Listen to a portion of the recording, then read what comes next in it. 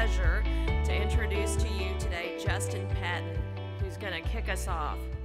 Justin is an executive coach who empowers leaders to make their voice and presence count. He's an expert in body language and executive presence. And I was talking to him before we got started today that as a first-time candidate for political office, I'm very interested in what he has to say today. I've heard him speak. He's been working with Stahl Keenan for many years, and we bring him in to meet with our clients and meet with our lawyers.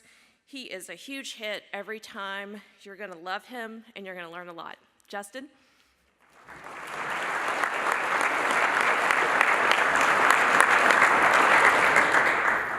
All right, so good morning, everybody. So I know a lot of you, and I had the opportunity to interact with a lot of you on social media, so I want to start out a little different. I'm going to ask you 2 questions, and if you agree, I want you to say yes, but I want you to say yes so loud that all those people out there are like, what is going on in there, all right? So I want you to say yes if you believe that how you show up and communicate impacts your success, yes? Yes. And I want you to say yes if you believe that how you communicate is often based on what you've learned in your life or what you've been through in your life, yes? Yes. So if there is anything that you take away from this entire day, I want it to be this. Leadership is not about you, but it starts with you. Leadership is not about you, but it starts with you. And so a lot of times people ask me, I'm an executive coach, and they're like, what is that? I built my entire business off this one quote right here. And it says, take responsibility for the energy that you show up with every day.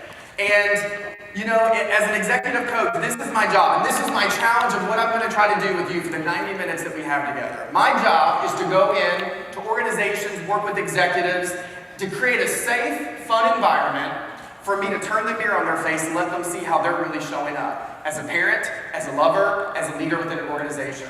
So in 90 minutes, my job, hopefully if I do this well, is going to be able to make it safe, but I'm going to turn the mirror so that you can really see how you're really showing up and communicating, and either getting yourself where you want to be, or you're holding yourself back. Now I know somebody's like, oh no, I did not sign up for this, okay? So we're going to hopefully have each other's back. You're not going to be listening to me the whole time.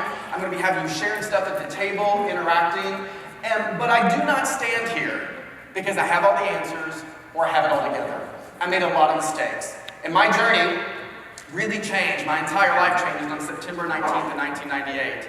Every one of you has someone in your life you would consider a champion in your life. And for me, that was my dad. This is a picture. He fought in Vietnam. He was in the Air Force. We grew up on a farm in Mount Washington, Kentucky. And he was that guy in my life that could fix anything. And, just as a young kid, he was pretty indestructible. So in 1998, I went off to college at Eastern Kentucky University, and I thought I was going into law enforcement, the FBI.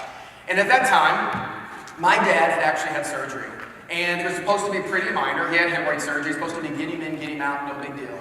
And I was off at college. On the weekend of September 19th, I decided to come home. I was teaching band programs, there was a band competition, and when I got home, my mom had made lunch for all of us. And I'll tell you what was different. As an 18-year-old kid back then, I would usually go off on my own, go to my room, or go watch television, and I would do my own thing. And I don't know why that morning, or that for lunch, that I sat down with my mom and my dad. And I remember sitting down with them at the kitchen table. My mom was in front of me. My dad was sitting right here. And I knew something was wrong. Because at some moment during that lunch, my dad put his fork down, he tilted his head down, and he started crying. And it was the first time in my entire life that I ever saw my dad cry. So I remember finishing lunch. I went around the corner. And as an 18-year-old kid, your gut you just know something's wrong. And I remember I was kind of eavesdropping on them around the corner. And they were on the phone with the doctor.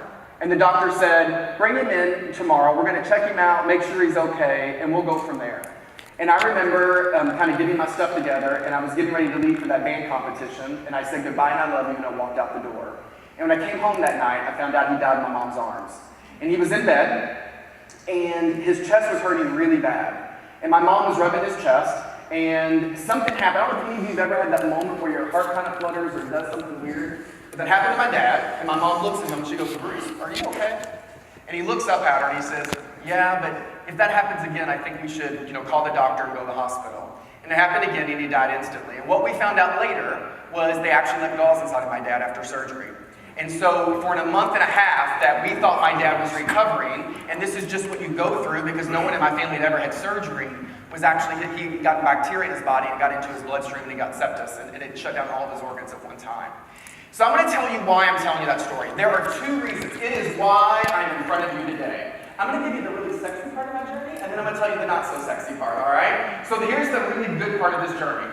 The good part would be, I saw how short life could be really quick. My dad was 46 years old when he died, and I was an 18-year-old kid, and I said, I don't know how long I have here, but I'm going to make a difference and leave a mark. And so I went into education. I actually taught high school for 5 years in Frankfort, Kentucky.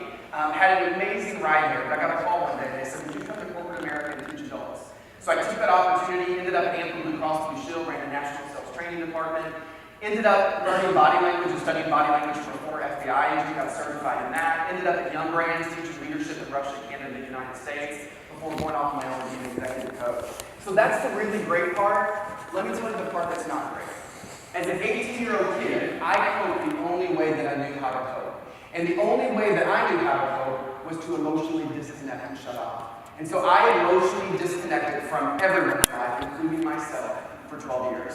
And I lived my life that way. I showed up in relationships that way. I showed up at work. And I was so, I put my self-worth in my job and threw myself into my career. And I put unrealistic expectations on other people. But here was the dangerous thing that organizations did. They kept rewarding me because I kept getting great results. So they rewarded my bad behavior for a really long time.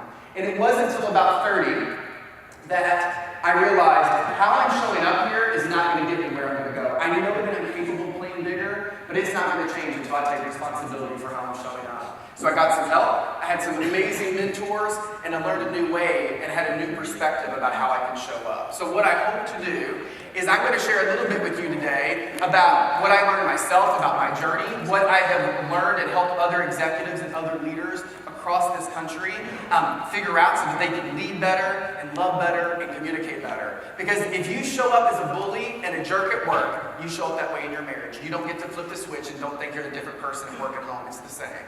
And so there's a different way. So here's the 3 questions I'm going to answer in the next 90 minutes with you. So the one thing is, I want you to understand, especially as young professionals and people that are, starting to make their way into leadership roles, raise your hand if you already are someone that has direct reports. Raise your hand if you have direct reports in the room. Okay? If you do, here's my challenge to you. I hope that you use this material to coach other people more effectively. Because do you know what their credibility is based on? Do you know the #1 trait that's going to hold every leader back? Every leader I have ever coached, if you want to see why they either get fired, why they fail, or why they're struggling, it always comes back to this #1 thing. So we're going to talk about what is that, and I'm going to have you all talk about it at your table. And the last thing, I spent my entire career understanding how your energy, and I don't mean being the cheerleader in the room, how does your energy shape how you show up? So we're going to discover and talk about what are these 3 levels of energy that we're all showing up in, and how do you take responsibility for the one that you want to show up in the most often. So every one of you have this handout at your table, so I want you to grab it. Everyone's going to need a copy of this.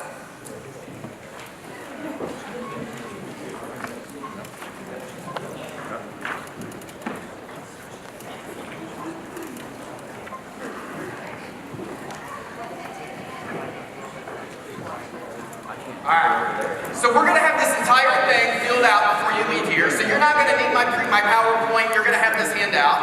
And so we're going to start here in a second in the top left corner. But I want you to sit back, and I want you to sit back in your chair, and I want you to close your eyes for a second. Put your stuff down, relax. I'm only going to have you shut your eyes for 30 seconds, so do not go to sleep, okay? Alright, so I want you to shut your eyes. And I want you to think about a leader that you've worked for or worked with in your career that you really admire. And I want you to get him or her in your mind. And as you're thinking about that leader, I want you to look at how he or she actually interacts with other people. What does he or she say? What is their body language like and their intensity like when they're coaching other people and having conversations, whether difficult or motivating? What makes that leader so different than all these other leaders that you've had the chance to work with in your career? All right, I want you to open your eyes, and I want you to turn to the back of that handout. So turn it to where it's just blank. And I want you to write down the 3 traits. So if you could say, these are the 3 traits that made that leader so effective, what would you say those 3 traits are? I want you to write them down in the back. what would be the 3 traits that made him or her so effective? And why you admired him or her so much? So out of all the traits you can choose from, you're saying, out of all of them, these are the 3 that made him or her so effective. All right? Now, I'm going to give you about 30 seconds. We're not going to talk about it a lot, but I do want you to share it with the people right at the table. And then what I want you to do is I want you to listen and watch what's going to happen. Find out what commonalities do all these most of the words have that you're going to share. Because it doesn't matter if I coach teenage kids. I work in the NCAA with college athletes and coaches. It doesn't matter if I work with the NCAA athletes or executives and company. The same answer happens every time. So I want you to share your answers and listen for the commonalities between what you all had to say. What do you do?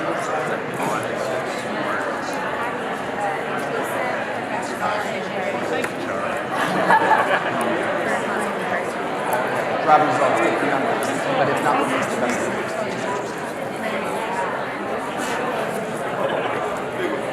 Work for your bosses.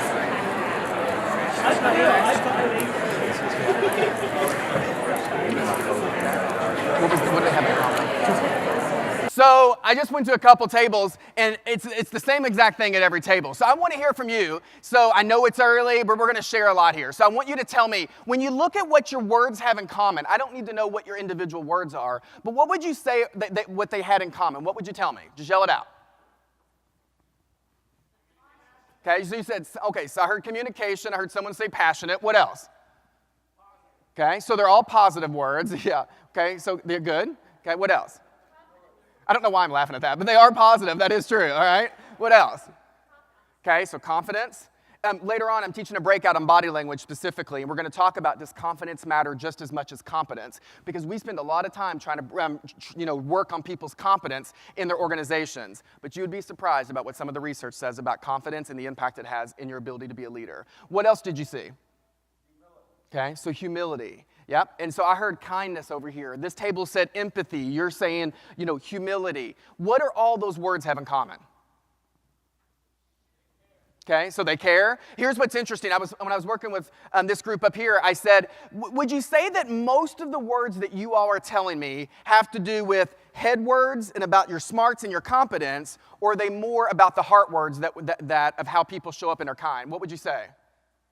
It's all the heart words. But here's what's happening. You got people in this room, because I coach a lot of those people, who say, oh my gosh, that touchy-feely stuff, we don't want to talk about that. We're going to talk about you all later, so get ready, all right? And then there's those people, we spend so much time in organizations building the competence of people's headspace that we don't build their character and we don't build their heart space, and then we wonder why they're bullies when they get results. We wonder why culture and engagement is eroded in organizations, because we haven't done the heart work. And so we're going to talk about what it is. I'm not going to give you my opinion. I want you to give you some research. So there are 3 things that your credibility is based on as a leader. So turn that handout over.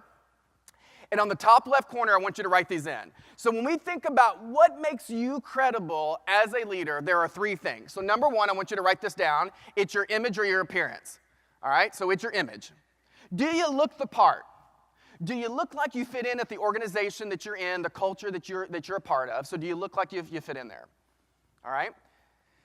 By the way, when it comes to executive presence, how much out of 100% do you think is image in appearance? Out of 100%, how much is it appearance or image? Okay, 100? Girl, I hope you dressed well this morning, okay? What else? It's 5%. Okay? So some of y'all spent a long time getting ready, all right? So here's what it says. Now, it doesn't say that it's not important. That 5% packs a big punch, because if you can't get past the 5%, you don't get in the door to the other things. But when it comes to your executive presence, only 5% is based on your image or your appearance. The other one is your competence. Do you have the smarts to do your job? When you talk, do people perceive that you know what you're talking about? So do you have the smarts to actually do the job? And the last one, and this is what's interesting, is character.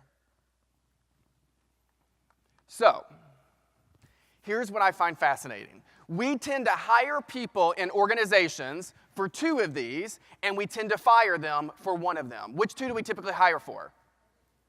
Image and competence. You come to the job, I look at you, do you look the part? Do you look like you'd fit in here? And then I start asking you questions based on your resume. So if I want to find out, do you know what you're talking about? Do you have the experience? But almost every time, not every time, but close to, majority of the time that we let someone go, what's it because of?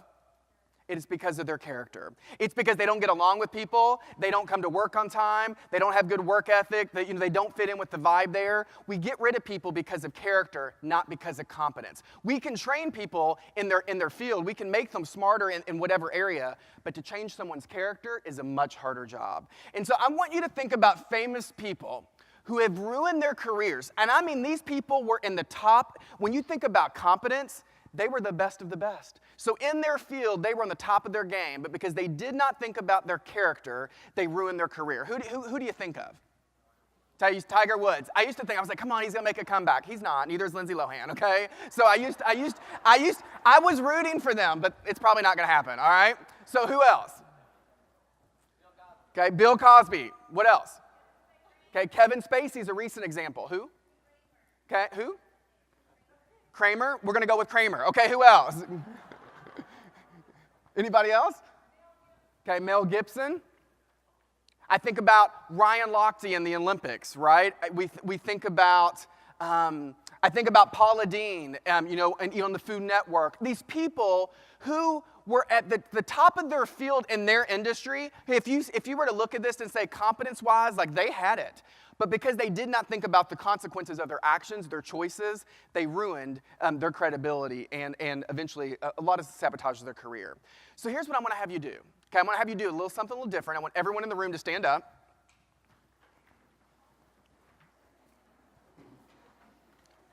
All right, so I want you to look at the screen, and I'm going to show you some famous celebrities, and when I show them to you, I want you to loosen up a little bit, all right? It's a little quiet this morning. I want you to loosen up, and I want you to yell out as loud as you can the first word that comes to mind when you see that person, all right?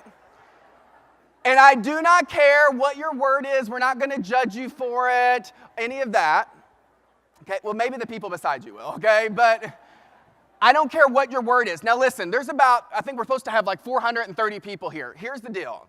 When we do this, people get nervous, and they're going to be like, I'm going to hear like 100, okay? So I'm going to give you a test run so we can see this. Because what I don't want you to do is I don't want you to think about what you're going to say. Because every time you see someone, you have an initial impression of them. So I just want you to yell it out without censoring yourself. This is the one time you can do it, all right? So we're going to do a test run, all right? So here's your test.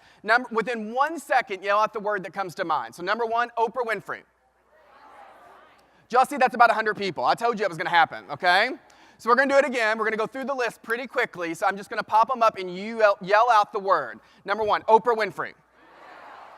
All right. Justin Bieber. Donald Trump. Martin Luther King Jr. Okay. Look, somebody's like, ooh, I am not getting involved in this. Okay. All right. This one, Kim Kardashian. Okay. Ellen DeGeneres. Two more. Judge Judy. Yeah, she's serious. I'm serious. I'm going to talk about intensity later. We're going to talk about it, all right? And Tiger Woods, your man over here.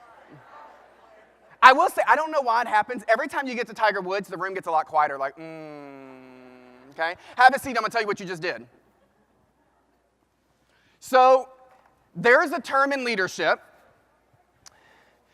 There's a term in our leadership world that we call your emotional wake. And it is, so I want you to say yes if you agree with this. Say yes that if you agree that everywhere you go, you leave an emotional imprint on people. Would you agree? Yes? Everywhere. I don't care if it's the stranger I just interacted with, if it's someone you met out there in registration. Everywhere you go, you leave an emotional imprint on people. We call that your emotional wake. So what is the wake that you are leaving behind everywhere you go? Some people don't even have a clue or don't even care what their wake is. When we get clear, we can hold ourselves accountable. It's hard to hold yourself accountable as a leader. We talk a lot about accountability, but what are you holding yourself accountable to if you don't have a vision? So I'm going to talk about emotional wake and the importance of it, but I told you I made a lot of mistakes. So I'm going to tell you about when I got it really wrong. So I teach people for a living to take responsibility for their energy. Well, I didn't do it too well one time. I was in Toronto, Canada, really early in the morning, and I'd been teaching there, and I had to get through customs. It was super early. And I remember going through security, and I got through the little x-ray machine, and I went to go get my bag out of the conveyor belt, but this TSA agent right here is checking the man's bag beside me. And there were a bunch of bins lined up so that no one's bag could actually come out. So I wait patiently for this lady to get done checking the man's bag. She gets done. She hands the man his backpack, and when she does, I go to slide all the trays down so that the bags could keep coming. Well, I don't know what that triggered in her, but I know that when I went to go slide them down, she goes up there and she grabs the bins really hard so I couldn't move them. And I remember jerking up. You all know this because you're from Kentucky. So in my head, I was like, oh, bless her heart. No, she did not, okay? You know what bless your heart really means, right? You know it. It means you're stupid, okay? So when when somebody falls down the stairs, you fell down the stairs and broke your leg, bless your heart, okay? Oh my God, you lost your job because you stole that money, bless your heart, okay? We don't want to tell them they're stupid, but that's what they really mean when they tell you that, okay? So in my head, I was like, bless her heart, no, she did not just do that to me. And what I did, and without even thinking about it, I was like, well, I'll show her. And what did I do? I stacked all the bins on top of one another, slid them down, and said, fine, I'll do your job for you. That didn't go so well, okay? I do not recommend that with TSA. And I remember she and I are in the middle of the airport in Toronto, and we are yelling at each other across all this. And I remember getting my backpack, I put it on my shoulder, and I took 20 steps down the terminal, and I stopped. Because I teach people for a living to take responsibility for their energy. Now, one thing I know for sure is this. That doesn't mean we always get it right. But taking responsibility for my energy means when I don't get it right, do I slow down long enough to make it right with myself and with whatever other person on their side of that message? So I remember being there, and I'm standing right here, and I'm stopped, and I said, I have two choices. I will either go around the rest of my day, and I know how I am, I'll obsess about it and be like, I shouldn't have done that, or I'm going to take responsibility for my energy, and I am going to go back and own my part in this. I don't think her behavior was appropriate. I don't think it was right. But it wasn't about her. It was about me owning my stuff. So I was like, I teach conflict, all this. I have this. I'm going to go back, and it's going to be great. I'm going to apologize, okay? So I start making my way back, okay? And I start heading back to her. She's turned around. She's talking to another coworker. And I said, excuse me, ma'am. And I am not being dramatic, y'all, when I do this. She goes, what? And I said, I need to tell you that I'm sorry.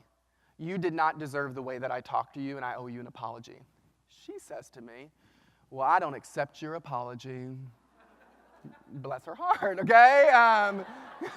So in that moment, had I not had it together, and if I would have got caught back in my head like I did before about trying to be right, what would I have done? We would have went right back at it, right? So in that moment, emotional intelligence kicked in. So I wasn't trying to be right in that moment. So I said to her, you know what?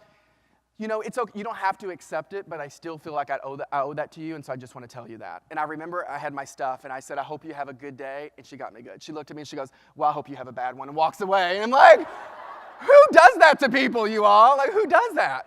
But what it taught me, right, is I was only, don't do that to people over there. I see you all, okay? So what it taught me was a couple things. Number one is you're not going to hold yourself accountable in your marriage, with your kids, with people at work, or even just in strangers on the street when you don't have a clear vision for how you want to be perceived by people. Because you're just going to go around life going, well, I'm doing the best I can, and that's why people will sit in this room, they'll be on their phones, they'll be turned away, they won't be talking to the people at their table because they do not understand how their presence impacts other people, or they just don't care. That's number one. And number two was I knew how I wanted to show up, and I let myself down.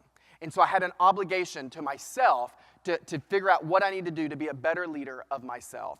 I'm writing a book, and the whole premise of this book is how to be a better leader of yourself. Because I work with executives and leaders in organizations who are leading other people when they cannot even lead themselves effectively. And they bully and they manipulate other people to get what they need for themselves. And it is dangerous and it is destructive.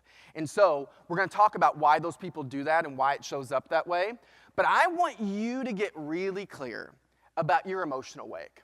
And I want you to think about when people interact with you just on a regular day basis, what do you want them to say about you? Because just as every one of you were able really quick to yell out words about Tiger Woods or Kim Kardashian or Donald Trump or whomever, Every one of us have an impression based on what we've been through in our lives, based on you talked about core values, we're going to come back to that. Based on our values, you all have an impression about other people. And so what are the words that when somebody thinks about you, based on their interactions with you, that they would say? So here's what I want you to do. On that handout, on the top right corner, there's like these 3 name tags. And I want you to write down one word in each of those little name tags to say, when people talk about me, I hope they say that I am these 3 words. Now, before you do, I'm going to give you a couple of directions. So imagine this. Imagine you're on the interstate coming here, or just going down the interstate, and you see you're coming up on this huge billboard. And on the billboard, you look up and you start to laugh because you're like, it's just a huge image of you, right? And it says, I am blank, blank, blank. And that's like your brand to the world. You say, when people see my billboard, I hope they say that I am this. Now, I'm going to caution you because someone in this room, especially when I do smaller groups, they always ask this. Well, do you mean personally or do you mean professionally? And what do you think I'm going to say to you? It should not be any different. And why is that? We got some work to do. Okay, so why do you think that is? It is character, but the whole point of it is it's about authenticity. Right? I know a lot of leaders that wear a lot. So one of the books that kind of rocked my world is called The Mastery of Love, and it's by Don Miguel Ruiz, who wrote The 4 Agreements, really famous book.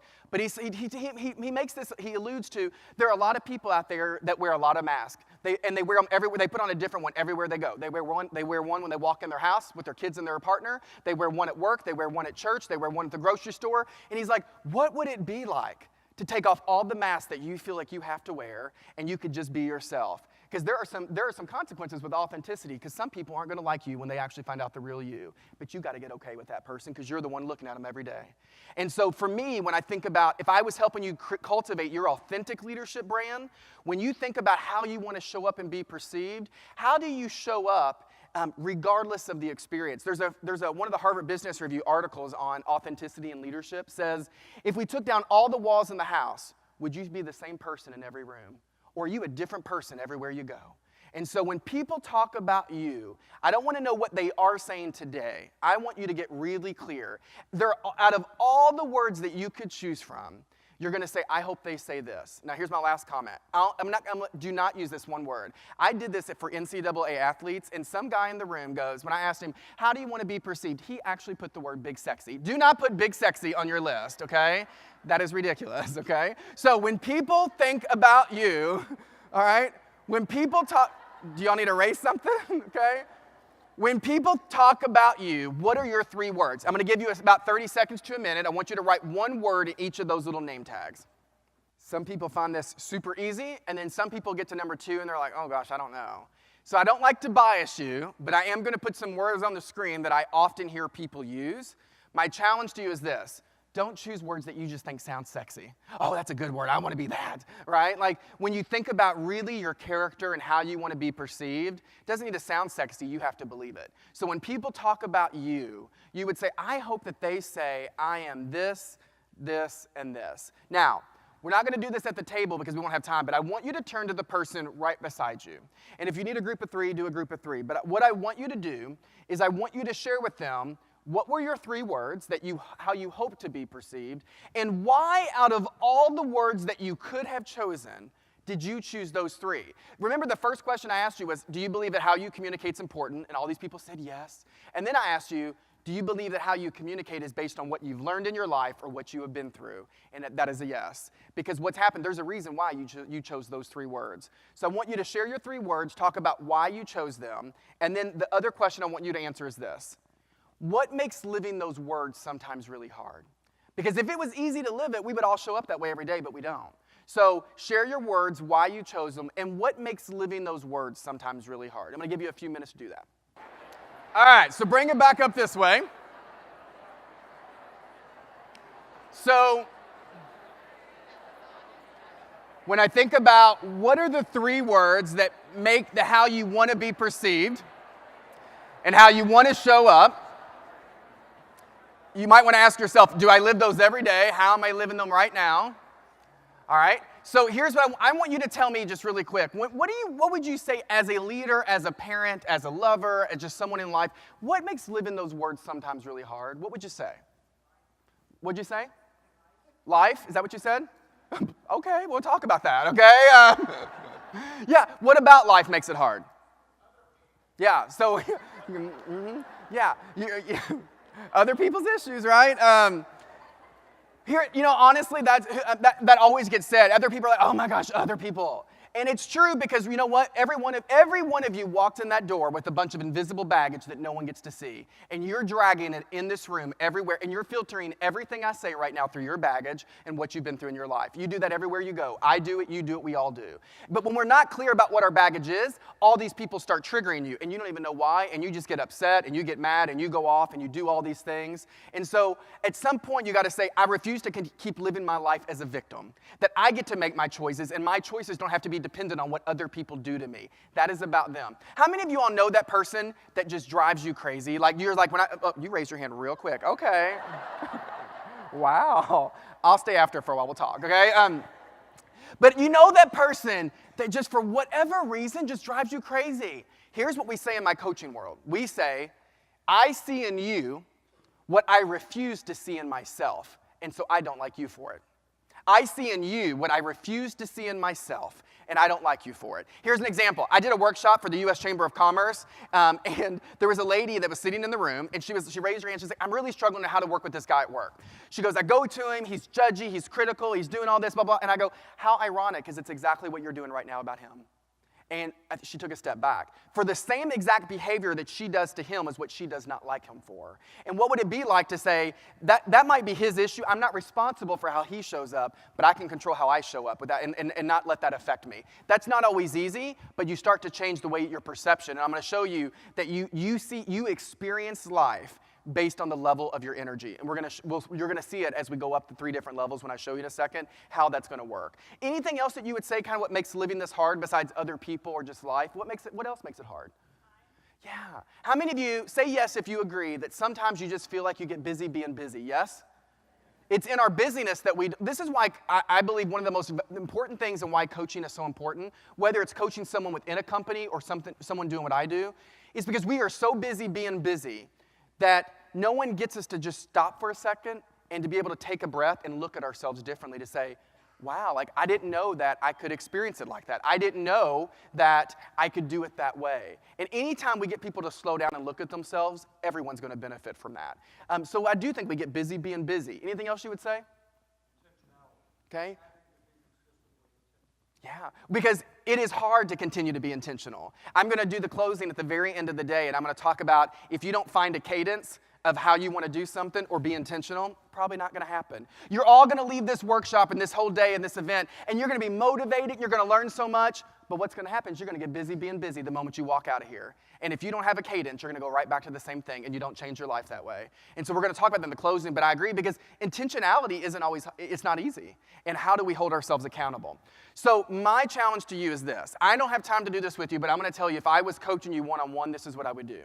It's great that you know your 3 words, but if you were really being intentional, as this gentleman just said, what I would do is to say, if I was going to show up that word more, what are 3 actions that I would do to live that word better? So here's an example. How many of you have a word related to trust or trustworthy, anything like that, or honest? How many of you have a word like that? We usually have a lot of people in the room that have a word. I'm going to give you some research. What do you think is one of the number 1 factors that creates trust in people? One of the number 1 things that creates trust. What would you say? Consistency's up there. It's one of the highest. But what else would it be? It's transparency. So it's your ability to be transparent with people. When your company is going through a reorg and the leadership team isn't as transparent as they can be, what happens is other people start getting fearful and they start creating stories, and it's much worse. And so what happens when you go home and you know this, how many of you are in a relationship? Raise your hand. Okay? I'm going to help you all, and the ones that aren't, I'll help you later. Okay? So here we go. So what happens is you go home and they do this. You know, they've had a bad day or something's going on, and you're like, honey, is everything okay? And they're like, everything's fine. Clearly, it's not fine, you all. But what happens is when they lack the emotional maturity to actually talk about what's going on, or they can't be transparent, the other partner creates a whole story that's so much worse than it is because this person isn't transparent. Transparency is the number one thing that builds trust in relationships and people. And so if one of my words was honest on that list, I would put, I'm going to be more transparent in the way that I feel, the way that I talk, my decision making, all of that. So my challenge to all of you before you leave today is to say, if you were going to show up that word more, what are some actions that would support your ability to live that out? Now, I told you this is really important to me because out of every executive, leader, teenager, I coach Miss Kentucky before she goes to Miss America. Out of everyone that I have ever coached, this is always the issue. It always comes back to this. There is one trait, one specific trait that will erode someone's leadership ability, their character, their credibility, and their ability to really connect with people. I want you to hear that. This one trait will erode their ability to connect with people, and eventually it will erode their credibility. I want your table. I'm giving you like 1 minute, okay, or 30 seconds to a minute. I want your table. I want you all to come up with one answer. You all say, if there was one trait above everything else that will erode a leader's credibility and prevent them from really connecting and building trust and all of that, it's this one trait. What does your table think that trait is? And then I'll tell you what it is, and we'll show you how it shows up with people. All right, here we go. So I'm going to yell to some of you, especially the people in the back. I know you feel neglected, so I don't want to neglect you. So back table all the way in the back. If you said there's one trait, look, you're all like, oh no, we didn't answer, okay? Like, what is the one trait that you all think would hold a leader back? Okay, so being dishonest. I'm going to say, how many of you said dishonesty? It's usually a lot in the room. I'm going to tell you, I believe this is why people lie. This is why they're dishonest, and I'll show you how it shows up. Anything else? Okay, so being a hypocrite. What else? Ego. Okay, ego. Being insecure. What about over here? Anything different? They're like, nope, they took them. Here we go. I believe it is your ego, okay? Look, that's your ego. She's like, yes, I got it. Okay, I love it. All right, I would do it too. It's okay. So let me clarify something. We all have ego in this room, every one of you. So if right now you're like, oh, well, this doesn't apply to me, you're the one we're worried about, okay? Because it's true. We all have it. It's not about getting rid of it. It's about, do you acknowledge when it's showing up? Because you will not be connecting with people the moment it happens. So I'm going to give you two definitions. On the bottom left of your handout, you can write this. So it says, what is the number one trait that's going to hold leaders back? I want you to write ego in that little balloon. And I'm going to give you a couple definitions, and I want you to write the one that you want to, that resonates with you the most. So one of the top leadership books in 2016 was by Ryan Holiday, and it's called Ego is the Enemy. And he defines it this way. Now, before you write it, I want to give you a couple things to think about. He says ego is this unhealthy belief in your own importance. Because we want to cultivate authentic confidence in people. When I'm talking about this book that I'm writing, what we know from an emotional intelligence perspective, they call it self-regard. But self-regard or self-esteem is one of the biggest impacts on every other part of your emotional intelligence. So we want people to be confident and authentically confident. What I don't want them to do is when it crosses that line and goes into what some people say is this kind of bravado or this unhealthy belief in their own importance, that's when it gets negative. Raise your hand if you're like, I know that person. Raise your hand. Okay? You might have had leaders that showed up that way. That was me for 12 years of my life. I know we all have ego, but I lived my life out of that space, and here's why.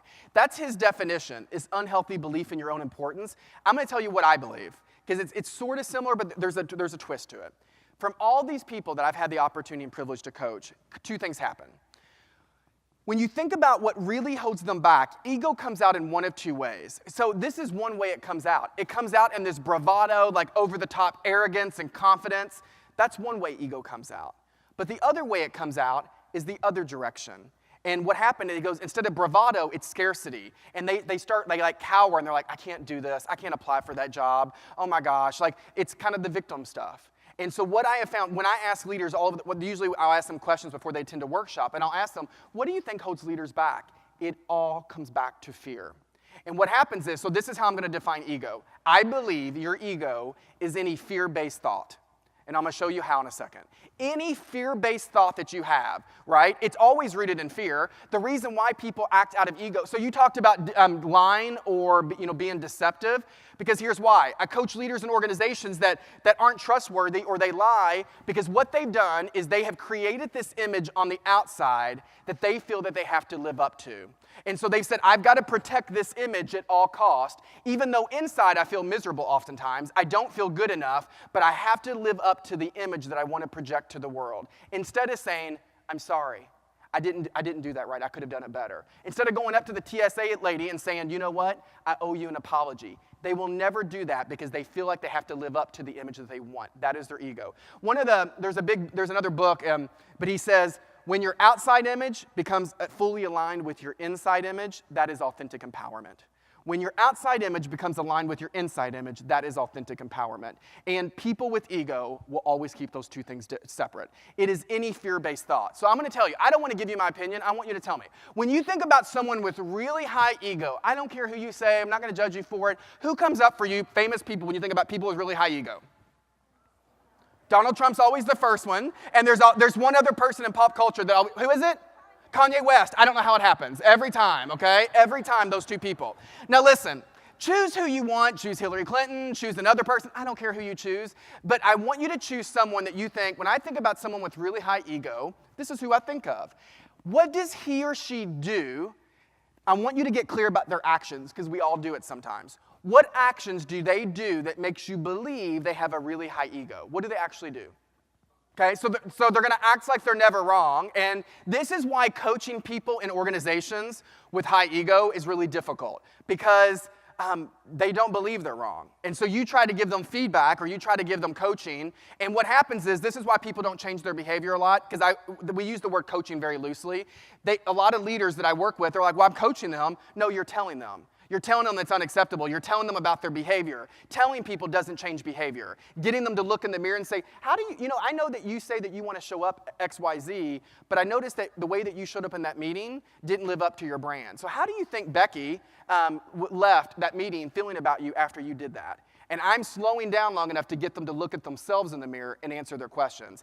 Telling people with really high ego about their behavior is never going to change their behavior. And so that would be number one. What else do they do action-wise that makes it hard? Okay, so if there's, this is ironic, if there's a spotlight, who does it always go on? It's always on yourself, right? And so what happens is these people are so focused. This is why in a networking event, they're not going to ask you about yourself a lot. They're going to talk about everything that they're doing and all this kind of stuff. And we're going to talk later. I'm not going to talk a lot about body language because that's what I'm going to do in the breakout. But we're going to talk about how it actually shows up in the way that they communicate with people. But there are core things that people with high ego do. I want you to write these down in your handout. So number one, they're not going to be fully present. Now, I want you to I'm not going to have you raise your hand because I know some of you are people in your company. But I want you to think about, you go to these meetings within your organization, and I want you to think about how many times you've been in a meeting, and all this, especially the executives in the leadership team. They're always on their cell phones. They're always multitasking. They're always doing this. And it's predominantly mostly people that are higher ups because they don't have anyone to hold them accountable, and so they'll just do it. They get away with their bad behavior.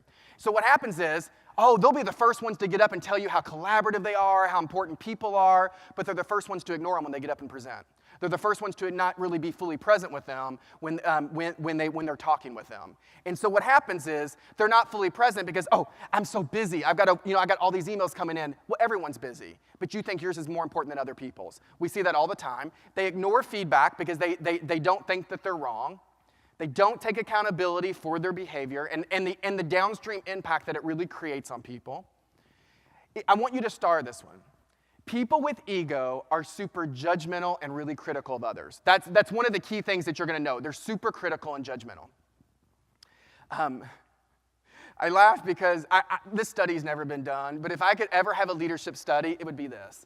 I think you want to know about someone's real character and about how they lead people, you should watch how they drive their car.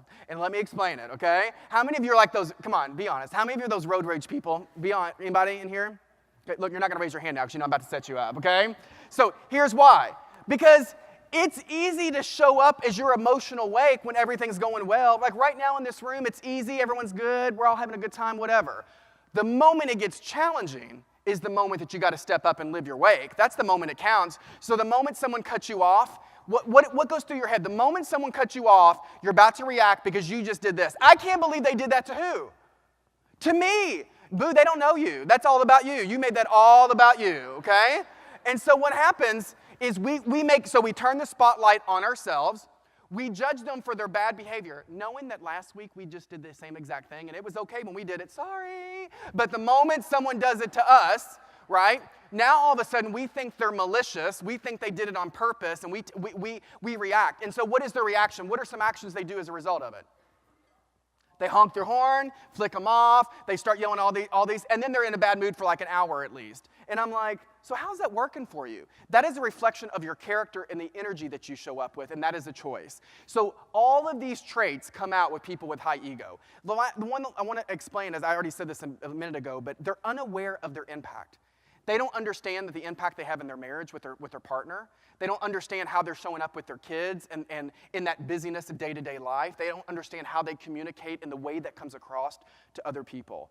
When our ego gets involved, we are no longer operating or showing up from our higher self or our best self. And that is the way that you said you want to show up. By the way, here's what some of the research says. If I asked you, what is your number one leadership trait? I want you to think about what you would tell me right now. If I was to ask you, if I said, what is your number one leadership trait out of all those things that you would say? And you would tell me, well, here's what they say, that your ego turns your strength into your liability.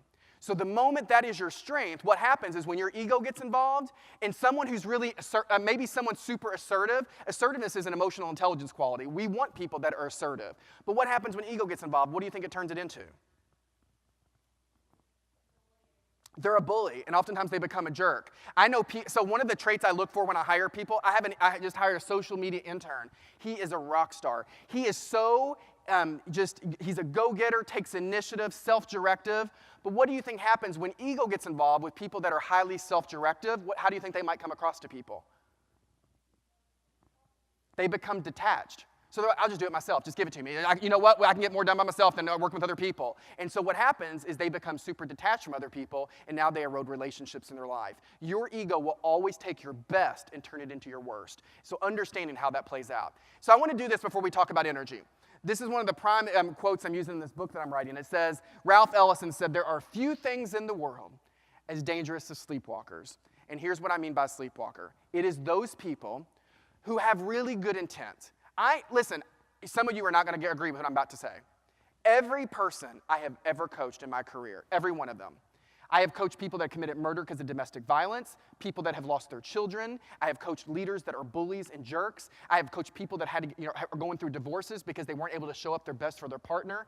Every one of them did the best that they knew how to do in the moment that they made their decisions, based on the stuff they're dragging behind them everywhere they go, and based on their level of awareness. I need you to hear, that's the key. Based on their level of awareness of how they're showing up in the world, based on their level of energy, that was the best they could do. It's easy for me to go back and look at my example with the TSA lady and say, well, I knew better. Well, of course I did 20 minutes later or 5 minutes later when I walked down there, because then I was able to calm down. But in the moment that I made the decision, that was the best that I could in the moment. That doesn't excuse my behavior. That doesn't mean I'm not accountable for my behavior. But Maya Angelou always used to say, when you know better, you do better. And if you would have known better, you would have done better. And so think about, I have people that coach people that have been through divorce, and they're like, oh, I should have showed up differently in my last marriage. You didn't know how to, or you would have done it. But hopefully, you learn from it, because if you didn't learn from it, you will keep repeating it over and over until you do learn it. And so understanding sleepwalkers are those people whose intentions do not match their actions. They want to show up good. They want to live those words that you wrote down, but their actions do not match that behavior. And so they go up and they lead organizations not understanding how that is actually impacting other people. And so here's the way I'm going to end the last part of this, understanding how your energy is actually impacting your behavior. So when I say take responsibility for your energy, what does that word even mean? So we know in coaching that we all define words differently based on what we've experienced and been through. So when I say the word intimacy, every one of you define that word differently based on how you've been raised and what you've learned what that word means. So when I say the word energy, I want us to get clear about what it means. So I want you to write this down on the bottom right. So energy is about your mindset and your presence that you show up with. So on the bottom right corner of that handout, I want you to write that down. Your energy is about the mindset and the presence that you show up with every day. It's not about walking into the room and being the cheerleader and feeling like you have to be over the top. It's about, do you take responsibility for the mindset that you show up in that room and how your presence is actually impacting other people? So, how many of you would agree with this? Say yes if you agree that energy attracts like energy. Yes? Okay, that's a universal law of science, so that's good, all right? So what we know, how many of you know that person that plays the victim their entire life? Poor me, nothing good ever happens. Raise your hand if you know that person. Okay, you probably have them in your family, maybe someone in here. This is why people that are miserable surround themselves with miserable people. Energy always attracts like energy. That's why when I was in, I saw you raise your hand. You talked about road rage. I saw you over there. You're like, hey, that's me. Okay. This is why what happens is we get mad, we get aggravated, we go into this lower level of energy, and then we stay there for 2 or 3 hours, and then all of a sudden someone else cuts you off, and then they don't get your order right at Starbucks, and you're like, oh my gosh, like what is happening? Energy attracts like energy. We know that, and so. When you take responsibility, you get to understand how that's going to change. So there are 3 different levels of energy, and I want you to make it easy for you. I want you to play it out like this. I want you to imagine you're checking into a hotel, and based on how you show up at the front counter, they look at you, and they're going to assign you a room based on the energy. So they look at you and they say, okay. Don't have a good experience with you, don't connect with you, and I'm like, I'm going to put you in the basement. Okay, so you're going to be in the basement the rest of the week, all right? That's level 1. And we're going to talk about what is that like, because there are a lot of people that live their life in the basement. We all go there, but understanding some of us choose not to live there. That's a very different mentality. Number 2 is you show up in the lobby, or you show up there, and they look at you, and they're like, it's okay. Like, it wasn't good or wasn't bad. It was just, I had a good conversation. They're going to put you in the lobby. But then there's these other people who for some reason, the way they show up, their presence, their mindset, they're able to connect with people. You talked about building trust and all of this, and they're like, we're going to put you in the penthouse. And here's why this is important. You will see and experience life based on that level. And so I'm going to prove it to you. So let's talk about the basement. So in that light bulb, I call these people basement dwellers, and these are the people in life that either play the victim or they become fighters. So for 12 years of my life, I wasn't the victim. I was the one that fought my way through life. Everything was an argument. I had to be right over everything. How many of you know that person? Raise your hand. If you know that person, always has to be right. That was me. Both of these people live their life in the basement. So I want you to tell me this. When you think about what the basement looks and feels like, tell me what you think it looks or feels like. In the basement, what would it look or feel like? Okay, so it's dark. So here's what that means. So in life, in the way that they lead teams, they have, and I don't mean this in a judgmental way, they have a very narrow focus of what they can see. So they kind of just get zoomed in on one perspective, and that's all they see. They can't see other options, so they get very narrow-minded view of life and other people. What else does the basement look and feel like? Okay, moldy, okay? And so if it's moldy, what tends to happen? Okay? You know what's interesting about that? No, so someone said that before, but I'm going to go with it, okay? Here we go, right? What happens is when people can't breathe, these people suck the life out of the room. They make the room smaller. And so what happens, people that show up at a higher level, they make the room bigger and ideas, and people want to be there. These people suck the life out of the room and suck the energy out of the room. And people don't want to be around that. What happens is people want to get out of it as fast as they can. What else? So besides moldy and besides dark, there's probably at least one more. What would you say? It's lonely. And here's why. Everyone that I've ever coached that lives most of their life in this level, they lack intimacy in every relationship of their life. I've coached, it doesn't matter what gender it is, but a lot of leaders, when you look at their marriage and why their marriage is suffering, it's because they show up this way the most often, and you cannot have intimacy when you show up this way. Intimacy leads to trust, which leads to authenticity and vulnerability that you talked about. And so a lot of people, especially the people that show up at higher levels, they're not going to want to be with these people. They're not going to try to go down to that level, so they're oftentimes pretty lonely and pretty isolated. So here's what I want you to do. In that light bulb, I'm going to give you some things to write down. There is a core emotion that drives every decision-making at every level. So you think about those people that show up in the basement most often. What do you think the core emotion is that's actually driving their decisions? What would you tell me? Self-pity. And self-pity is rooted in what? It is rooted in fear. Always. And this goes back to ego. So you're going to see in a second how this level is often ego-driven. It is always rooted in fear. Oh my gosh, should I take this job? Like I'm not happy at work, but I don't know if I'll find another job. And so they're trying to make their decisions from a place of fear. Should I keep this employee? Should I do this? They're making most of their decisions this way. And there is another way, which we'll talk about in a second. I'm going to give you some actions. This list is not exhaustive. It's not in this list. There's so many more things that we could put on there. But I do want to give you a list of some of the core traits that we see how these people show up. So number one is they get super critical and judgmental. So the moment you're in a meeting, the moment you're going to have a long day today. So the moment you're in any of those sessions and you start looking at the person next to you or you start looking at the speaker and you start getting really judgy and critical in your head, that's probably your ego. That doesn't mean it's wrong. You don't have to judge yourself for it. But I know that when I get judgmental and critical, that is more about me and my character than it is about other people. And so understanding how that shows up. Number two, especially in leadership. These people put so much of their value and their self-worth in their smarts, in their competence. That is dangerous. Give you this quick, here's the reason why. When I told you I built my business off that quote earlier, take responsibility for your energy, there was one other quote that I used to kind of build the model for my business, and it says this: success is an inside job. I want you to hear that. Success is an inside job. But what I have found, that people that show up here the most often, they put their success and their self-worth in external things. So when I coached NCAA athletes, and then all of a sudden somebody tears their ACL, and they can never play again, what do you think happens from their mindset? What do you think happens? Well, a lot of times they are done, right? And so they have to look in the mirror and say, who am I now?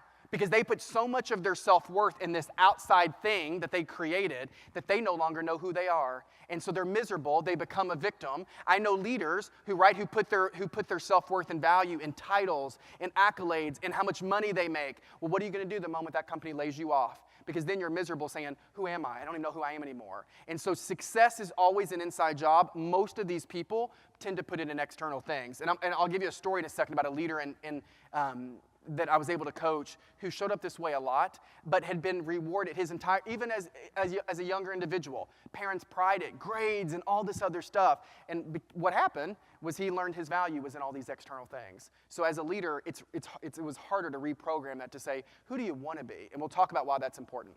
Number three, they lack self-awareness. So they oftentimes don't even understand their behavior. Or they're just going to justify it. And here are the last two. I want to talk about this in a second. How many of you know Brene Brown? Okay, I'm a huge fan of Brene Brown. I'm going to tell you what she says about blame. So first of all, if you don't know that name that I just said, I highly recommend every one of you go on Google or go on TED Talk. She has like the 4th or 5th most downloaded TED Talk of all time. It's called The Power of Vulnerability. Every parent should have to watch that video. Every leader should have to watch that video. But it's called The Power of Vulnerability.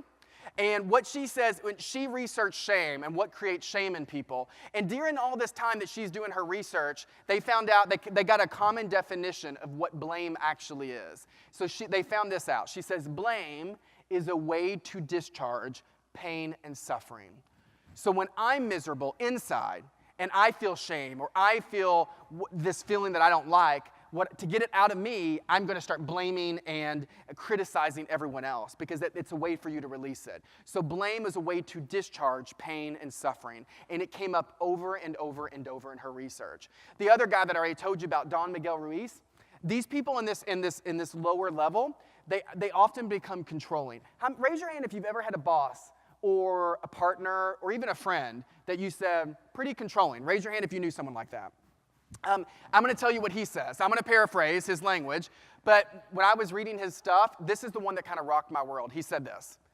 He goes, I control you because I do not respect you.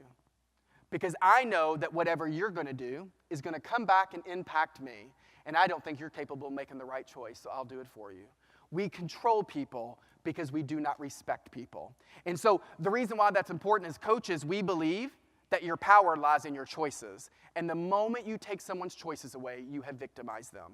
And so understanding that choice is that's why as coaches, we don't ever make a decision for people. I will never tell someone what to do because you need to take accountability for your choices. That's where your power is, and understanding it. So these people at this level do a lot of control. They don't manage their intensity, so they don't understand how their body language comes across to other people, how their tone comes across. And the last one, they listen to be right. They're not trying to understand people. They just want to be right. Because what does it mean if I'm not right? Who am I if I'm not right? So I'm going to give you about 1 minute. And at your table, I know that you all have worked with a person like that. So at your table, I want you to tell me, what would be the impact of someone that shows up like this? What is the impact that that type of leader would have in an organization? Now, I don't want you to say any names because you might have someone like that at work, all right? But just talk about how would someone like that show up in the office or within the workplace? And what would they create as a result of that behavior? I'll give you a second to talk about it.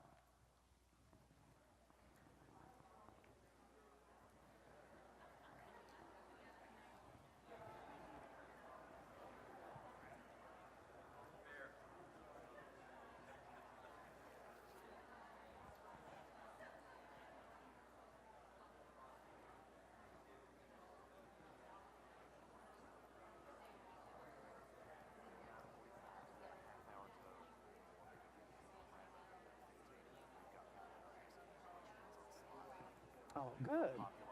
Yeah. I'm going to try. Yeah.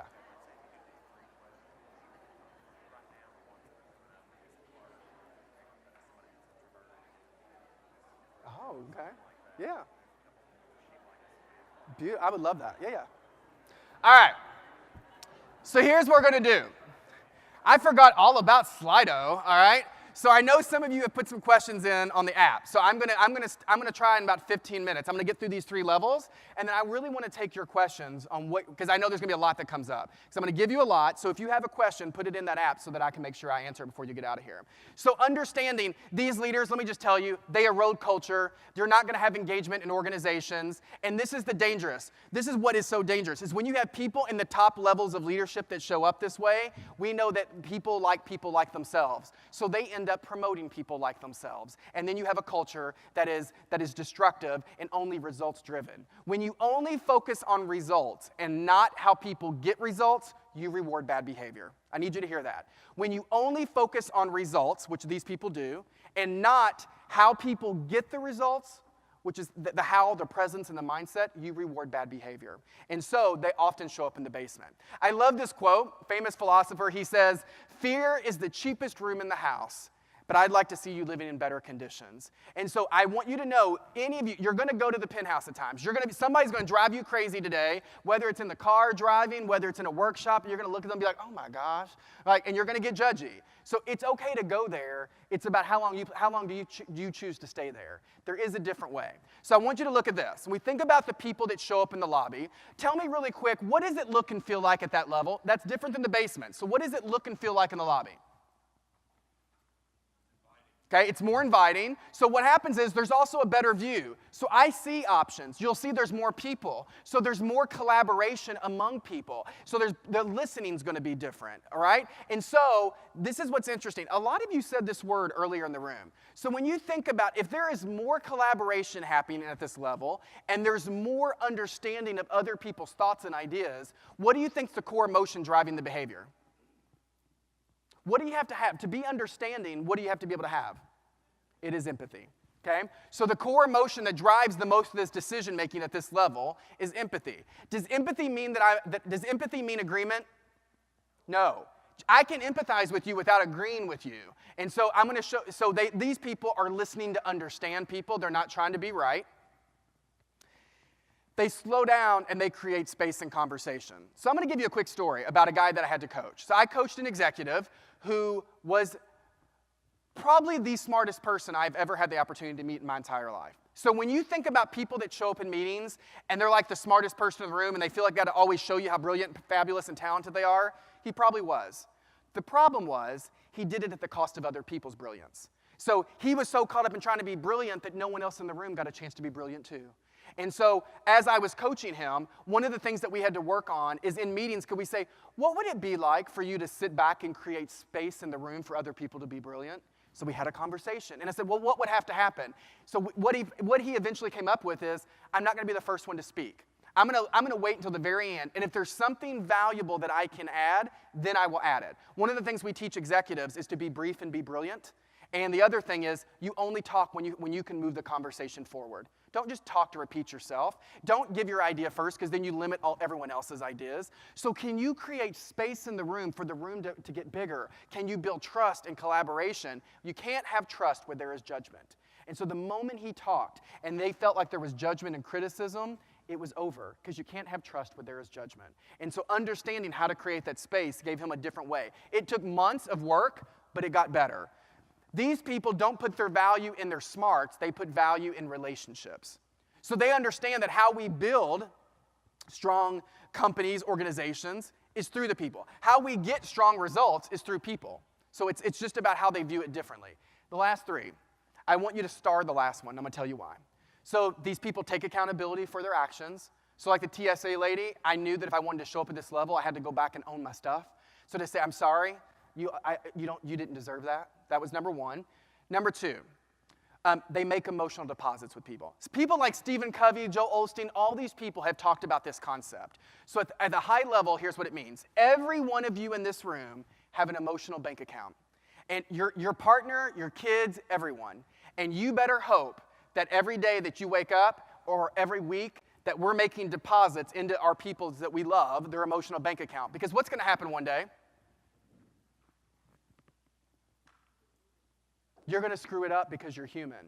And what happens is, this is why people get divorced. Because one partner perceives the other partner taking more out of the relationship than they are putting in, and they are no longer willing to put up with it. A company fires people because they look at the individual and they say, you're taking more from us than you're putting in, and we're no longer willing to tolerate it. Or you look at an organization and you say, they are sucking the life out of me. I'm putting all these hours and all this work in, and I don't feel like I'm getting the same. When people become emotionally bankrupt, they will bail out of the relationship.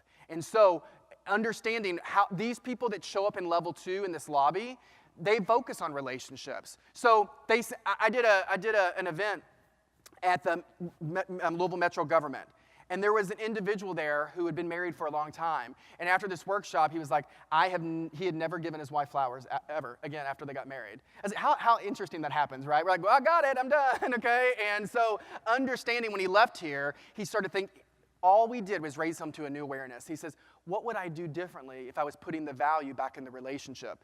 I think it was Tony Robbins did a study about married couples, and he wanted to understand, what do the couples that stay together for really long periods of time and that are happy do differently than everyone else? Because you can be married and be miserable and be alone, because I coach those people. So what do the people that are together and happy do differently than everyone else? There was only one factor, and the factor was they kept giving to each other where everyone else had stopped because they got busy being busy. And all that, when he talks about giving to people, all he's talking about is they made emotional deposits. So during your break, you'd send a text and say, hey, I know you're having a busy day. I just want to stop and say I'm thinking about you. I love you a lot. You're going to know if you don't do it a lot because they're going to be like this.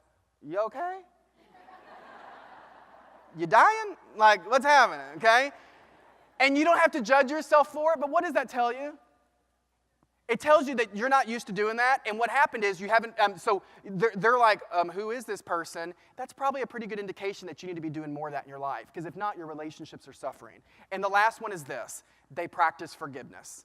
If I can tell you anything, the only way out of the basement is through forgiveness. That's it.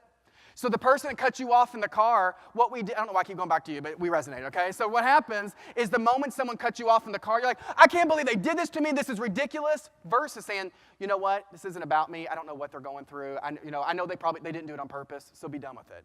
These people get really clear. I go to the basement all the time, but I hope that I'm able to shift it out of it pretty quickly. But you won't do that if you can't maybe question or say, I don't think that was their intent, or you know what, I'm probably creating a story here based on no facts. My coach used to say, what facts do you actually have to support that opinion or that belief? And I usually had none. I had made it up in my head based on what I'd been through.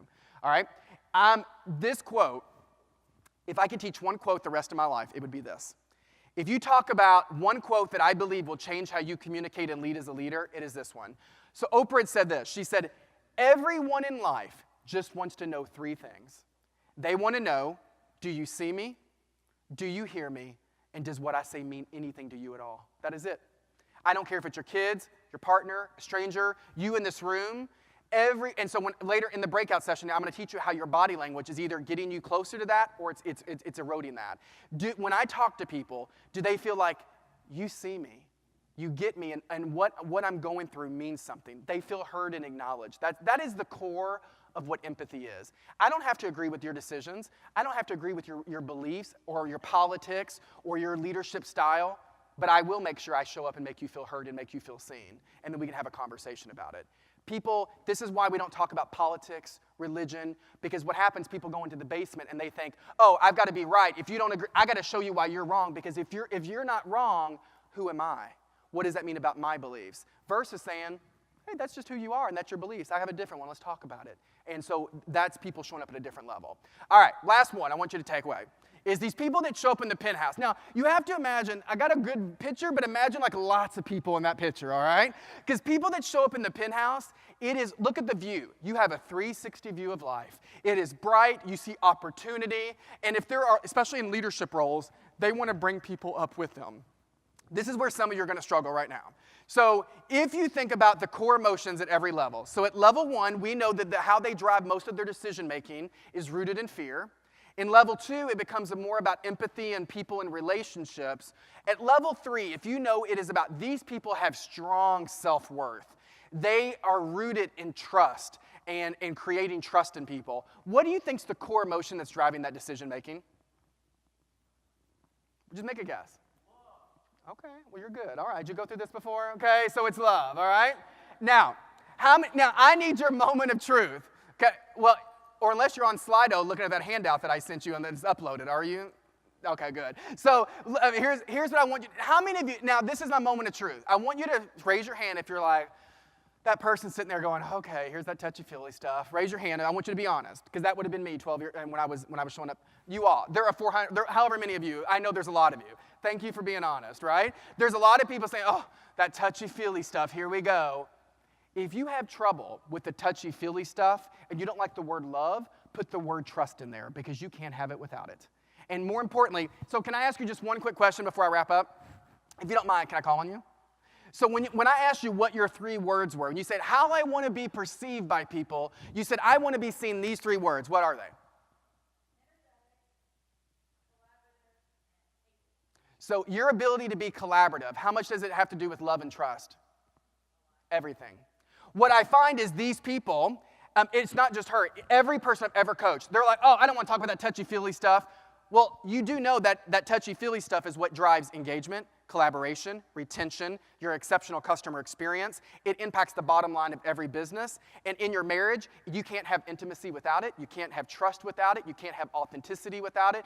But what happens is when you challenge them, you said, well, tell me how you want to show up. Almost all their words are heart words, but it's the very thing that they say they don't want to talk about.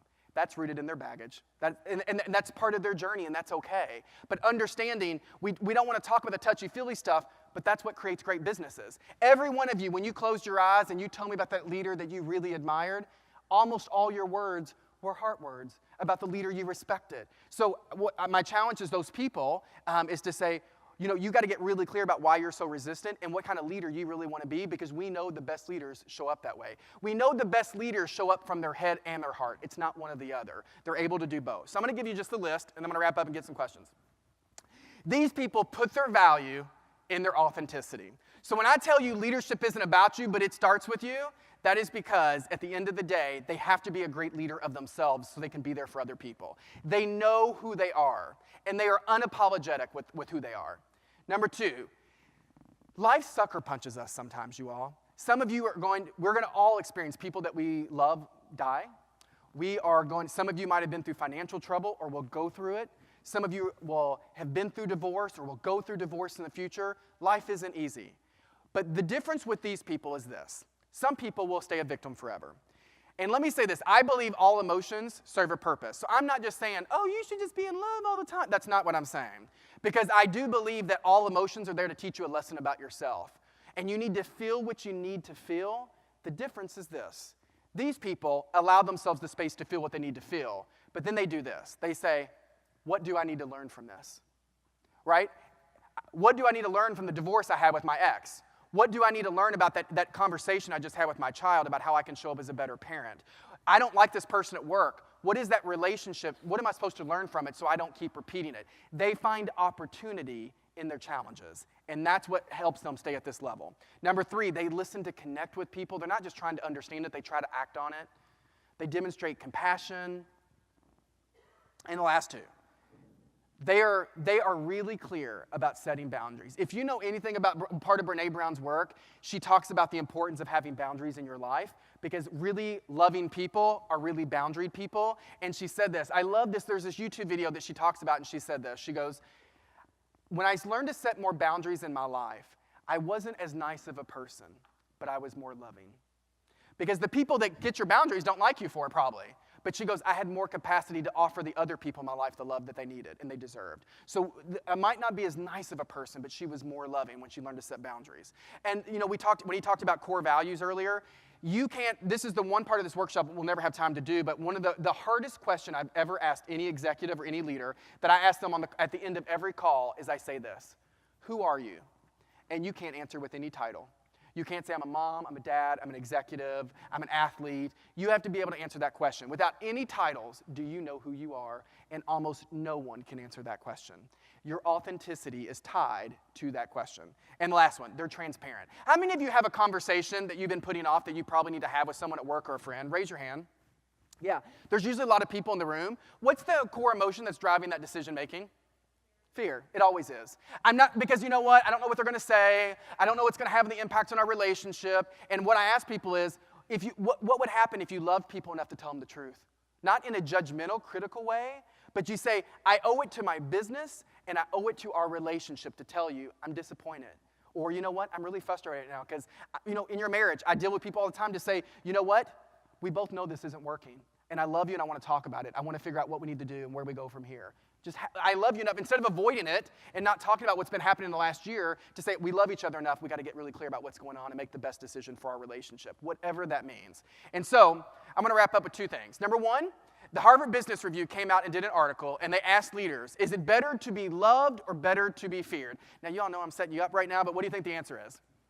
It is loved, and here's why. Their answer came out to be, they're both important, and they related fear to like strength and competence, but they talked about you have to have the love component before you ever have the other stuff, because you can't get trust without it. And without that, you're not going to be the best leader you can be. That choice is impacting all these other things. All right, so I want to leave you with this. You are going to go through all 3 levels probably throughout the day and in your life. So I don't want you to judge the basement as bad or good or the penthouse as the best. What happens is you're experiencing all of them. Not being a sleepwalker means that you are awake to where you are and how you're showing up. And understanding that you can make some different choices to show up in those higher places. I will say this, though. I find that most people show up in one of those levels most often. I do know people that show up there in the basement almost the entire part of their day and how they live their life or their relationships. And I know people that show up at the penthouse. So I would challenge you to get really clear how you're showing up. I would challenge you to get clear about how you're going to show up in all these breakout sessions you're going through, in the networking event. The moment you get in your car and you start heading home and you have to go, I don't want to go home today. That's something's going on there, and you got to get really clear about what that is. And can you love yourself enough to tell the truth? And can you love the other person on the other side enough to have that conversation? And so this is what your handout should look like. I'm going to end with a quote, but I want to take some questions first. So I'm going to have you come up here, and I want to answer some of your questions from Slido. Oh, that's even more effective. Okay. Huh? All right, so here we go. Do you think there are personality traits that make it harder to get out of the basement? Is it harder for introverts to get to the penthouse? So 2 things. Where's Laura? Oh, yeah. So a couple things. I don't think it's harder for introverts to get there, because listen, it's not about other people. You can value relationships and have intimate relationships with just a few people. It doesn't mean you got to be the life of the party. And what I do not, because you won't believe this, but I'm actually an introvert. So after this is over, I will crash. I don't want to be around people a lot because I need to recharge. But I don't want introverts to give themselves an excuse to be a victim. I can't get to the penthouse because I'm just an introvert. No, take responsibility for your energy. Take responsibility because remember, your energy is about your mindset. That has nothing to do with other people. It's about how do I choose to operate this and show up. And then my presence. The people that you do interact with, do I show up fully present for those people? So my gut says when you ask that question, are there any traits that make it harder? I don't think so because I think it's a choice. Because if I believe that, that would mean some people are just victims and will never be able to get to the penthouse. I just don't believe that fundamentally. How do you, oh, okay, ooh, who asked this one? Anonymous, okay. So Anonymous, how do you coach a toxic supervisor? You don't. Okay, and here's why. There's a lot of people that talk about coaching up and managing up and doing all this. I'll give you two thoughts. Number one is everyone that I have seen try to do that does not have a relationship with that person always is on the losing end of it, always. And so it's not your job to coach your boss. Now, if you have a really good relationship with that individual, I think that can be different. Here's one lesson that I learned as I started trying to have those conversations. Actually, when I was at Yum, I went to a boss one time, and this is why a relationship, I really feel like the impetus, how it started to erode, is I went to her and said, I don't feel like I know what's really expected of me. Can you help me out there? What did she hear on the other side of that message? You're not doing your job, right? That's what she heard, even though it's not what I said. I was wanting to get clear. What I've learned about coaching, about trying to coach up or about having conversations with people above me is I'll say this. Listen, I'm really struggling on this project, and I have some ideas about where I think we need to go. And I just wanted to run them by you and get your thoughts really quick. So I make it all about their thoughts and getting their ideas. They don't realize I'm coaching up, but I make it, when I go up the organization, I make it more of a conversation like I need your help than I do about me giving you feedback. So I hope that helps, but I would say be very careful about that. And I want you to think about that. You have to have a solid relationship with someone before you have to earn the right to give people feedback. You do not have the right to give someone feedback that you have no trust with. It is not your right. And that would be someone coming to you and your partner and saying, your marriage really sucks, you probably should work on it. And then you're going to get defensive because they haven't earned the right to tell you that. Because you don't have my best interest in mind. If you were my best friend and you come to me and you say, hey, that workshop that you did, it wasn't your best. I think you can do better. Let's talk about it. I would take that person's opinion so much to heart because I know they have my best interest in mind and it's not judgmental and critical. What's your most important success trait that's gotten you where you are today? I think drive. I always say that if there was one thing for me, I am relentless. But I have to be very careful because that can turn into ego and other things. And I can run over people to get to where I want to go. But I'd never accepted no. And so there was a speaker who said this. He goes, I'm not worried about 5 years from now. I'm just worried about the next right answer. I always took the next right answer. You know, like in your gut when you're like, I should leave this relationship, I trusted it and left the relationship. Or the job, you're like, this job, I don't know, I trust that. I always knew the next right answer. I don't know what's going to happen 5 years from now, but I knew the next right answer was to start my own company. I knew the next right answer was to write that blog or to write that book or do, and I trusted the next right answer. And the next right answer was you gave it everything you got, and then all of a sudden, the next right answer happens. And you give it everything you got, and the next right answer. So for me, it was drive and trusting the next right answer. All right, so I'm going to give you one more. Let's see. What is the one thing I can do tomorrow at work to begin improving my success at work? Take responsibility for your body language and your presence. And I would say this, especially for people that show up in the basement, one of the things we coach them to do is to say, how would you show up differently at work if you were putting the emphasis on relationships versus results? It doesn't mean results aren't important. It's about, I know that I'm going to do it through other people that I work with. They're like, okay, then I probably would go have that conversation and get her ideas on what she thinks we should do for this project. Sounds great. So changing your lens from about relationships versus results driven. What can I do? What can a subordinate do to help a basement boss? We already talked about that. When you hire, how do you hire to the best detect character? This is hard. So by the way, how many of you are in HR? Anybody in HR? Okay, not a lot. So a few. In all this research in HR, you're seeing it come out where they say, hire for character, you can build people's competence. And I fundamentally agree with that, but I think that's why you're going to have to ask them situationally based questions about how did you handle this when it happened. I'll tell you, I've always heard they do this. I don't know for sure, but at Yum Brands, when they hired executives, they would actually send them out with a realtor, and the realtor actually gives the company feedback because they wanted to know how did they treat that person that they thought had no influence to the company or the organization. Because that's the real character. Anyone can show up really good in an interview, but the moment they're really judgmental and like really hard on the realtor, they know that's how they're going to show up as a boss, and they're like, we don't want you here. And so they get feedback from other people along the way about how that person actually really shows up. And then a couple, let's see, how to change a toxic, negative culture at work. I'm going to give you a takeaway list right here in a second. And, okay, here's the last one. I'm going to answer this one. If you have to work with a basement dweller, what are some strategies to raise their awareness of their emotional wake without angering them? So a couple things. Part of being, I consider, every one of you have the capacity to be a coach. As coaches, we ask great questions. That's what we are designed to do. And so for me to get certified, I had to go through 300 hours. They teach us two things, predominantly two things that we have to perfect.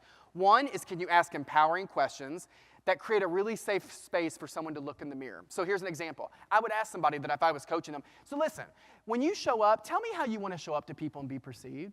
I get their thoughts and their ideas. Well, how do you think that's going? And so I'm asking them questions that relate to them in a non-judgmental way. Part of it is harder in work because you know someone's history and their baggage. Usually when someone comes to me, I don't care what you've done. I don't care what decisions you've made or how hard you've had it or what, I don't care about your baggage. I'm looking at you without any judgment and I'm saying, what do you want to do differently? And you've got to be willing to coach people really effectively. You have to be able to detach from the outcome that you think they need. Because here's what happens. If you're so worried about them being a better leader and keeping their job, what happens to the types of questions you're going to ask them? You're going to lead them to where you think they need to go versus empowering them to make their own choices and empowering them to look at themselves differently. So I would ask better questions. I would get them to get really clear about how they want to show up. And listen, at the end of the day, if you are really close with them and you have a good relationship, go up to someone and say, listen, can I give you some feedback? I'm worried about you. And being honest about how they're showing up. And oftentimes when I get feedback, I always tell people, just say thank you. Don't give an excuse. Don't even talk about it. Just say thank you and move on and go from there. All right? I do want to answer this one. So whoever wrote this, anonymous again, if ego is bad for good leadership, why are so many successful leaders driven by ego? And that is the question. So let's talk about it. One thing is this. I find that most organizations only reward results. And as long as they only reward results, you will keep rewarding people's ego because they pride themselves in getting results and getting the numbers and getting their competence. So let me give you an example. Every executive that I've coached, when we think about the three levels of your career, level one of your career is the people that are, we call them the hands people. They are rewarded for getting the work done. So that's hands. Level two is in management. So that is the heart part of leadership. Your job is no longer to do the work. It's can you motivate and inspire other people to get the work done. Then what happens is you get to level three, which is the executive director or higher. And we call that the head part of leadership. So it's about strategy, partnership, creating vision, all of that. So I am coaching people in this last part of their career. What are the skills that you think every time that I have to coach them, that I have to coach them on? Any guesses? It is never a competence issue. What happened is they never mastered the skills in this level of their career. They ended up getting promoted into these higher levels, and they don't know how to take people with them. They're jerks and bullies to people. They don't know how to create culture and engagement. So what happens is, let me give you an example of Steve Jobs. What have you ever heard about Steve Jobs? About his leadership style? They say he's a jerk, and people didn't like working for him. He was brilliant in level three as far as visionary, product development, creativity. But as a leader, when I had you close your eyes and think about people you admire, I don't think many people under him would have said his name. Because underneath him, working directly for him, they didn't enjoy it. Now, here's the deal. So let me wrap up and say this. If you want to know what your organization really values, go look at your performance reviews. How many of you have performance reviews at work? Raise your hand. If you do, if I was to look at your performance review today, and I go through there, and I don't see it, only thing that you measure people on are results, and there is nothing on your performance review about how people go about getting the results, then you're rewarding bad behavior. And what happens is we're going to keep rewarding people that just get great results, even if they're bullies and jerks, even if they run over people, because we're not focused on how people go about doing that, which is those higher levels. All right, can you flip me back over to my slide? I want to end with this quote. All right, so here are the things that you can do. If I'm talking about how do you show up higher, number one is those people that are in the penthouse are rooted in authenticity, so they know who they are. So my number one thing, and we're not going to have time to do it here, but I would say I want you to get really clear about this answer. Who are you? Without any title, can you answer that question about do you really know who you are? So that would be number one, get clear on your why and why do you do what you do. Number two is about your leadership brand, which is those 3 words that I talked to you about. Understanding what your 3 words are and how do you want to show up as those 3 words more often. Taking responsibility for the energy that you're in. It's okay to be in the basement sometimes, but you got to get clear that you're there and the impact it's having on your relationships. There is a reward and consequence for every level. So on Slido, you'll see that we've actually attached a summary of all these 3 levels. And in the bottom of that summary, you're going to see the advantages and disadvantages at every level. So it's not about looking at them as bad or good. It's understanding what's the impact that me showing up there is having. And the last one, especially for all of you that either want to be in leadership positions or you already are leading people, it is about holding them accountable for their energy. So I'm not just worried about you getting results. I'm just as concerned about how you're actually going to get them. All right? So if you want to stay connected, there's a couple. This is my glamour shot. You like that? So here's a couple things you can do.